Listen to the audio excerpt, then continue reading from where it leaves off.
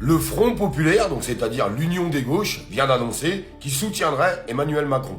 Donc le Front populaire, qui s'est formé, vient d'annoncer qu'au deuxième tour des législatives, si jamais ils perdent, eh bien ils appelleront à soutenir le candidat Emmanuel Macron.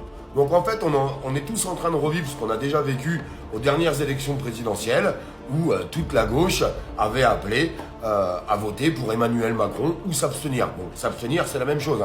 Si tu t'abstiens, tu soutiens Emmanuel Macron parce que les électeurs d'Emmanuel Macron, eux, vont continuer de voter en masse. Donc si on analyse bien la situation, au premier tour, il risque d'avoir un sacré vote sanction, puisqu'en fait, les gens, ils vont avoir du mal à voter pour la gauche. On va arrêter de se mentir. Ouais, non, parce qu'en fait, les gens en ont ras-le-bol, les Français en ont ras-le-bol de voir des drapeaux français arrachés, de voir des drapeaux français brûlés, et puis de voir un petit peu les exactions et les paroles qui sont données par la rue par certains militants de la gauche. On va arrêter de se mentir, il faut dire les choses au bout d'un moment. Eh bien, tout ça va encore donner des points, ça risquerait de donner des points à Emmanuel Macron, encore une fois. Encore une fois, les amis, on est en train de revivre exactement le même scénario qu'on a vécu pendant les dernières élections présidentielles, où après tout le monde se pose la question du pourquoi, du comment Emmanuel Macron avait été réélu.